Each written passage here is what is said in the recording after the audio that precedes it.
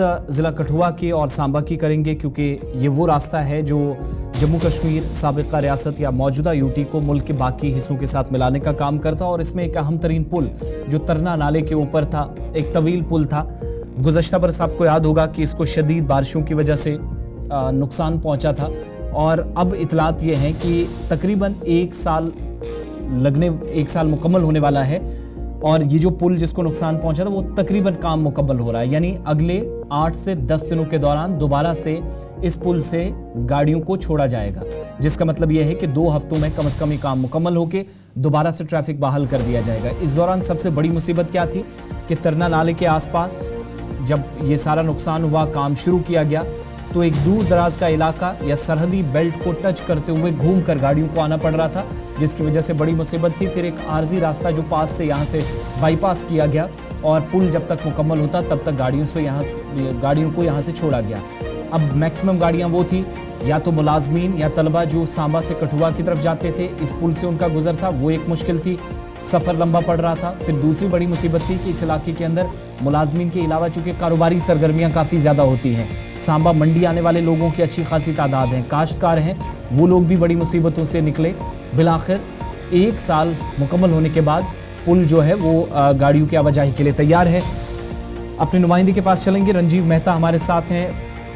रंजीव मेहता के पास चलेंगे, वो और डिटेल्स देंगे। लेकिन जुलाई का महीना था साल 2023 जब इस पुल को नुकसान पहुंचा, और शदीद नुकसान की वजह से इसमें मुसाफिरों को, ट्रांसपोर्टर्स को, और आप कह सकते हैं कि स्टेट को भी काफ़ी नुकसान उठाना पड़ा। अब कुछ एक हिस्सों में आर्जी बुनियादों पर काम चलाया गया था, लेकिन दोबारा से पुल को नए सिरे से शुरू किया गया।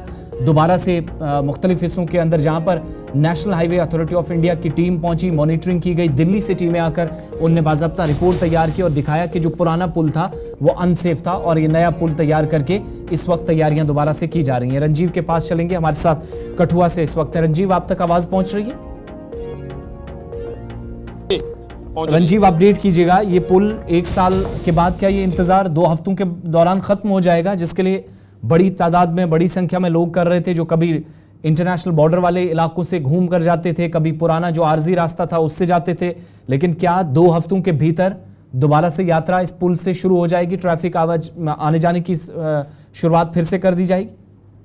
हाँ बिल्कुल आसिफ, उस तरह से जो तरना नाले का जो पुल है, इसके ऊपर जो ट्रैफिक है, क्योंकि इसका जो निर्माण कार्य चल रहा है, जो नया पुल था, जो क्योंकि एक पहले 2 पुल हुआ करते थे, जो पुराने वाला पुल था उसको तोड़ दिया गया था और उसकी जगह नए पुल को तामीर किया जा रहा था। और उसके साथ जब बरसात आई पिछले साल जुलाई से 19 को, तो उसमें के दौरान जो एक ही पुल था जिसके ऊपर से दोनों ट्रैफिकें चलती थी, दोनों ट्यूब्स का जो ट्रैफिक का लोड था वहीं से चलता था, उसके 4 पिलर बाढ़ की वजह से धंस गए थे। उसके बाद यहाँ से रास्ता बिल्कुल मुनक़ता हो गया था, और मजबूरन ट्रैफिक को बॉर्डर के रास्ते से चलाना पड़ा, और काफ़ी दिक्कतें लोगों को पेश आई। लेकिन उसके साथ ही वहाँ पर जो पुराना पुल तोड़ा था, वहाँ उसको तोड़कर नया पुल का तामीर किया जा रहा है। उसकी स्पीड काफ़ी थी, और वो पुल अब लगभग पूरा होने वाला है। हफ्ते 10 दिन में उसका काम पूरा हो सकता है, और जो जुलाई के पहले हफ्ते में वो उसको चलाने की बात जो है वो निर्माण कंपनी के अधिकारियों द्वारा कही जा रही है, जिससे